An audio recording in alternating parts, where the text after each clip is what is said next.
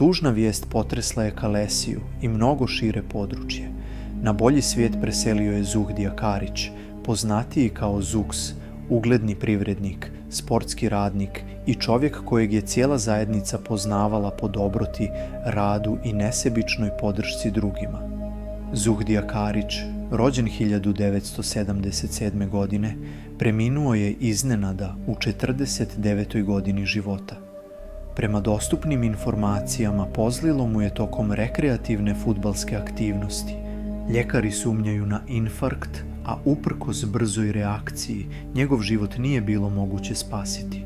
Vijest o njegovoj smrti munjevito se proširila i ostavila u nevjerici porodicu, prijatelje, sportske kolektive i brojne građane. Zuhdija Karić bio je vlasnik kompanije Zuks 4, dugogodišnji predsjednik fudbalskog kluba Bosna Kalesija i jedan od najvećih donatora sporta u ovom kraju. Godinama je ulagao u mlade, u klubove, u infrastrukturu i u ljude, ne tražeći ništa za uzvrat osim da Kalesija ide naprijed. Za mnoge je bio više od privrednika. Bio je oslonac, prijatelj i čovjek od riječi.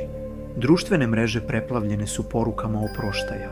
Sportisti, radnici, prijatelji i poznanici opraštaju se od čovjeka kojeg pamte po osmijehu, energiji i velikom srcu. Njegov odlazak ostavio je prazninu koju će biti teško popuniti.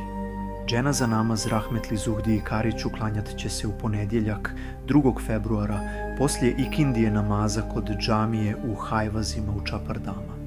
Tevhid će se proučiti prije ikindije namaza, istog dana u 12 sati i 15 minuta u velikoj sali BKC Alija Izetbegović u Kalesiji bit će održana komemoracija gdje će se porodica, institucije i prijatelji oprostiti od čovjeka koji je ostavio neizbrisiv trag.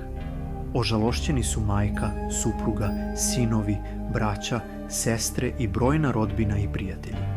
Smrt Zuhdije Karića ogroman je gubitak za sport, privredu i cijelu zajednicu. Rahmet njegovoj duši. El Fatiha.